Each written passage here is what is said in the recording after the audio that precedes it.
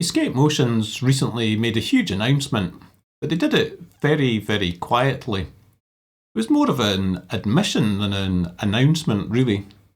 In case you missed it, briefly, on Instagram they answered the question, is there an iPad version?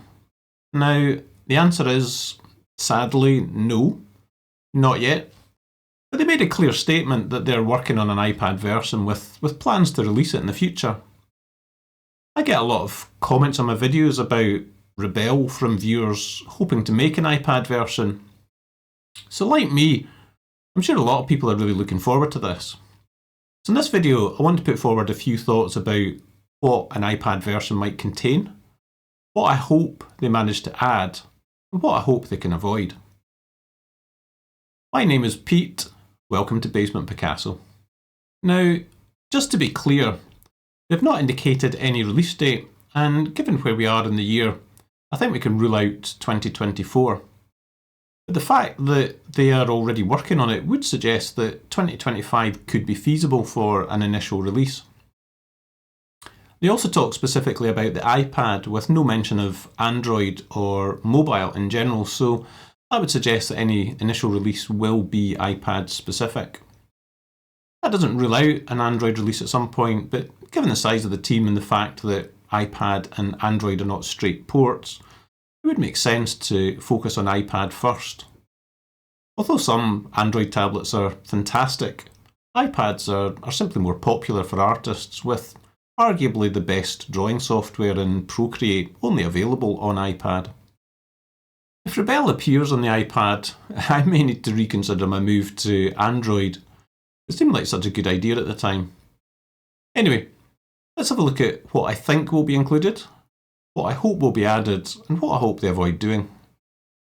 So, firstly, I would expect pinch to zoom and rotate. Almost every art package I've used on mobile devices allows some form of pinch to zoom and rotate. Hopefully it will have quick controls to snap the image to fit to the screen, so you can work on the whole image.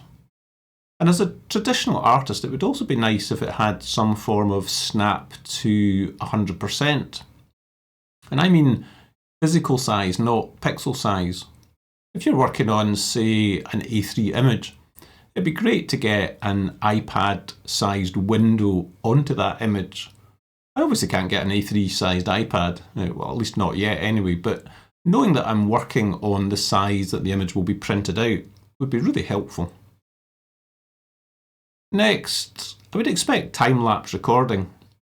Again, I think almost all art packages now have some form of time-lapse recording separate to the built-in screen recording. It makes it so easy to share your process. I'd also find them really helpful to think back on what I did while I was painting that image. And finally, I would pretty much guarantee natural media simulation. What makes Rebelle special is the combination of paper, canvas or other surfaces and the way that different tools react to them. Its watercolour simulation is second to none, and the impasto effects can be very impressive as well. Obviously, with the first new version for the iPad, they're not going to be able to replicate every single feature from Rebelle 7. And also the iPad offers some new opportunities as well, so what do I hope they include? Well, one of the best things about the iPad that I used to have, combined with Procreate, was the ability to plug in a second display and get the full image on that second screen. That allowed you to pinch and zoom and paint on the iPad screen, but still see the whole image as well. You could even paste a reference image in on half the canvas and then paint next to it. It was a great experience, and I really hope they can support that. And then we have tilt controls. Many years ago, I had a Wacom Mobile Studio Pro and an early version of Rebelle. Now, Rebelle has a tilt control, which controls the angle and rate that water flows in any direction.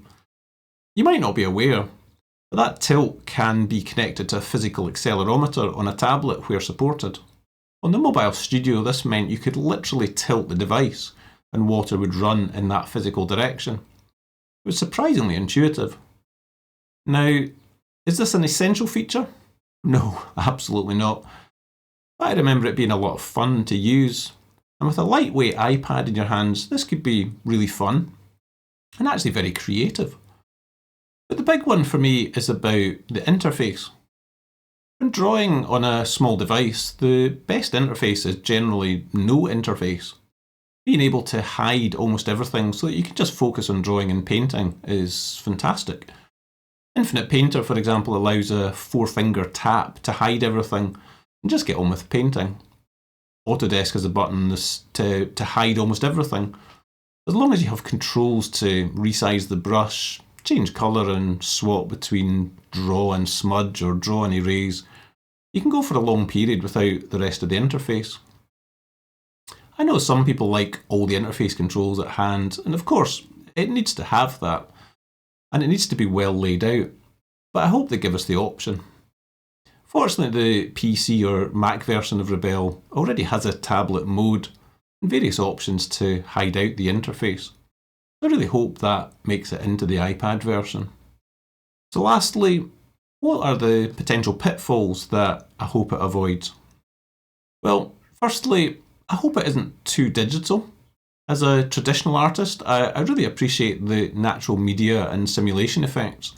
So I hope that it avoids focusing too much on digital painting tricks, fancy layer effects, liquify, clipping masks, Photoshop compatibility, that sort of thing. There are plenty of other packages that can do that for you, so I hope it focuses on natural simulation and feeling simple and intuitive above all else. And then I hope it avoids layer complexity. As you may have heard in some of my other videos, one of my biggest complaints is around brushes that don't interact intuitively with what you see on the screen. Brushes that need a specific layer type, or brushes that don't interact with what you see on the screen because that's on a different layer. The early versions of Rebelle were simple. Every brush worked on any layer. If they can combine that with ensuring that every brush interacts with every layer realistically, it would be a huge improvement. And then last, but most definitely not least, is avoiding software instability. It's become a bit of a trend. Rebelle 7 was actually unusable for me at launch. Infinite Painter on Android has become increasingly unstable. And you might remember the fiasco of a launch that Cyberpunk 2077 suffered. In the last few weeks, Microsoft Flight Sim 2024 released, and I literally couldn't play it for the first 5 days. And when I did eventually log in, it was just glitchy and buggy, just not a great experience. So I don't know when Rebelle for iPad will launch, but I really hope they take their time and make it reliable and solid. Whatever features are available on day one need to be complete and fully tested. Hopefully, I'll get a chance to be involved in the beta testing whenever that happens, although that might mean trading in my nice Samsung S9 Tab Ultra. But to be perfectly honest, if there was any single app that would tempt me to, there's no contest. I'll grab an iPad in a heartbeat if Rebelle becomes available for it. So those are my thoughts. What do you think? What would you like to see them include or avoid? Let me know in the comments below. Anyway, if you made it this far, then please give the video a like and consider subscribing if you aren't already. It really does help the channel. Thanks for watching. Hope to see you again soon.